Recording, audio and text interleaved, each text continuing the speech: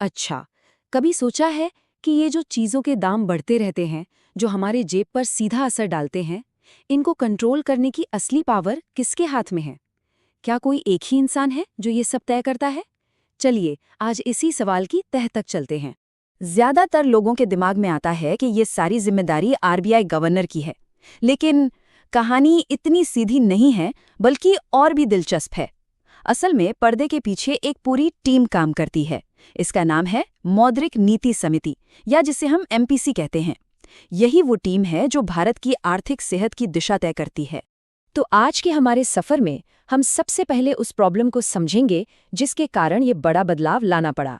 फिर हम देखेंगे कि ये नया फ्रेमवर्क बना कैसे, और उन 6 लोगों से मिलेंगे जो इसे चलाते हैं। हम ये भी जानेंगे कि महंगाई से लड़ने के लिए उनका सबसे शक्तिशाली हथियार क्या है।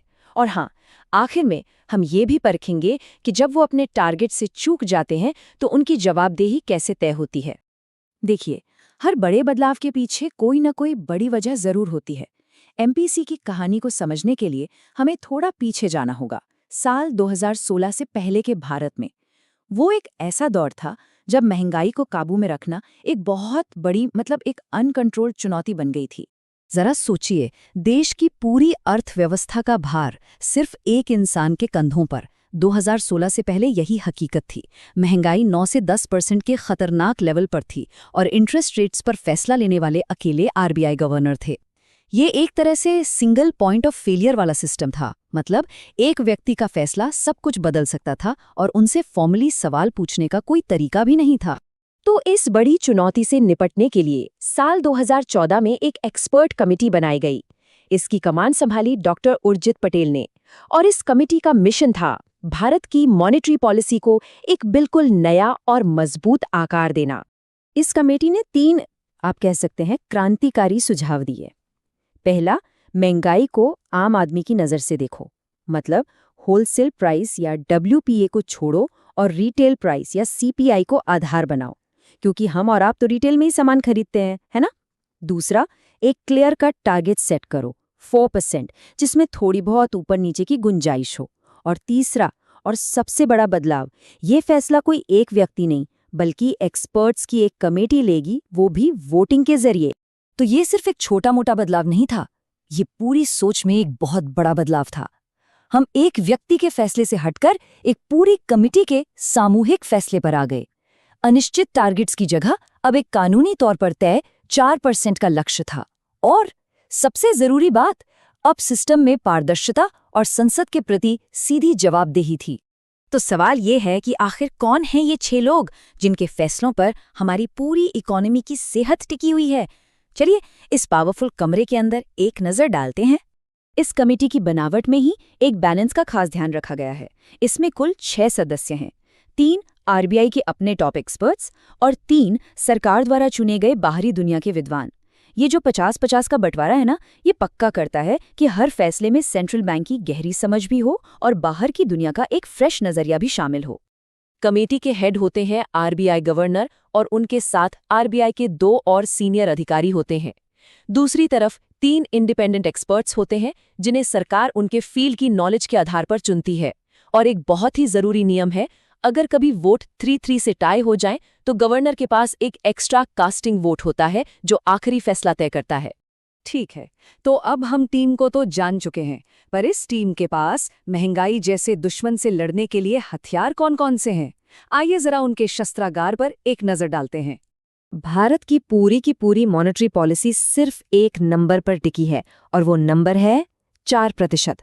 जी हाँ, एमपीसी का सबसे बड़ा और इकलौता लक्ष्य यही है कि रिटेल महंगाई दर को इसी 4% के आसपास बनाए रखा जाए। लेकिन ये 4% का लक्ष्य कोई पत्थर की लकीर नहीं है। इसमें थोड़ी फ्लेक्सिबिलिटी है। एक टॉलरेंस बैंड दिया गया है जो 2% से 6% तक का है। इसका मतलब महंगाई 2% से नीचे नहीं जानी चाहिए और 6% से ऊपर नहीं। अगर महंगाई लगातार इस दायरे से बाहर रहती है, तभी इसे एक फेलियर माना जाता है।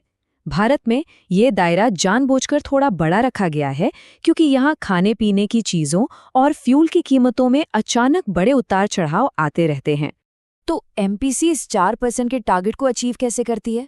अपने सबसे पावरफुल हथियार से, जिसका नाम है रेपो रेट। आसान भाषा में समझें तो ये वो ब्याज दर है जिस पर आरबीआई बाकी बैंकों को कर्ज देता है। जब एमपीसी को लगता है कि महंगाई बढ़ रही है तो वो रेपो रेट बढ़ा देती है। इससे बैंकों के लिए आरबीआई से पैसा लेना महंगा हो जाता है। फिर बैंक क्या करते हैं? वो अपने होम लोन, कार लोन महंगे कर देते हैं। नतीजा, हमारी ईएमआई बढ़ जाती है, हम खर्च कम कर देते हैं, बाजार में डिमांड घटती है और धीरे धीरे कीमतें काबू में आने लगती हैं। यही है पूरा मॉनेटरी ट्रांसमिशन का खेल। एमपीसी सिर्फ रेट्स ही नहीं बदलती, वो अपने भविष्य के इरादों के बारे में भी संकेत देती है। इसे कहते हैं पॉलिसी का रुख या स्टैंस। इसे आप एक तरह से मौसम के पूर्वानुमान की तरह समझ सकते हैं। अकोमोडेटिव रुख का मतलब है कि इकोनॉमी को सपोर्ट देने के लिए ब्याज दरें घट सकती हैं। वहीं हॉकिश मतलब बाज जैसा रुख, इसका मतलब है कि महंगाई को शिकार बनाने के लिए ब्याज दरें बढ़ाई जा सकती हैं। अब आते हैं इस पूरे फ्रेमवर्क के सबसे जरूरी हिस्से पर, अकाउंटेबिलिटी यानी जवाबदेही। क्या होगा अगर एमपीसी महंगाई को कंट्रोल करने के अपने लक्ष्य में नाकाम हो जाए? इस सिस्टम की सबसे बड़ी ताकत इसकी जवाबदेही है, जो आरबीआई एक्ट में साफ साफ लिखी हुई है। नियम सीधा है, अगर महंगाई लगातार 3 क्वार्टर्स तक 6% से ऊपर या 2% से नीचे रहती है तो इसे एक ऑफिशियल फेलियर माना जाएगा। और तब एमपीसी को संसद को एक रिपोर्ट सौंपनी पड़ती है। उस रिपोर्ट में उन्हें बताना होता है कि वो नाकाम क्यों हुए, अब आगे क्या करेंगे और कब तक हालात को सुधार लेंगे। यही है असली पारदर्शिता। और ये नियम सिर्फ कागजों पर नहीं है, इसे असल में आजमाया भी जा चुका है। आपको याद होगा, कोविड-19 और फिर रूस यूक्रेन युद्ध जैसे ग्लोबल संकट के दौरान भारत में महंगाई ने 6% की ऊपरी सीमा को पार कर दिया था। 2022 में जब ऐसा लगातार 3 तिमाहियों का हुआ तो इतिहास में पहली बार इस जवाबदेही नियम को लागू किया गया और एमपीसी को संसद को जवाब देना पड़ा। तो इस पूरी बातचीत से वो कौन सी जरूरी बातें हैं जो हमें याद रखनी चाहिए? तो संक्षेप में कहें तो एमपीसी एक ऐसा फ्रेमवर्क है जो उर्जित पटेल कमेटी के सुझावों पर बना है। ये 6 सदस्यों की एक कमेटी है जिसका एक ही बिल्कुल साफ लक्ष्य है, 4% महंगाई। उनका मेन हथियार रेपो रेट है और उनकी सबसे बड़ी ताकत है संसद के प्रति उनकी जवाबदेही। तो सबसे बड़ा और आखिरी सवाल यही है कि क्या एक व्यक्ति के अधिकार को एक पारदर्शी और जवाबदेह कमेटी को सौंपकर भारत ने आने वाले आर्थिक तूफानों से बचने के लिए खुद के लिए एक ज्यादा मजबूत कवच तैयार कर लिया है?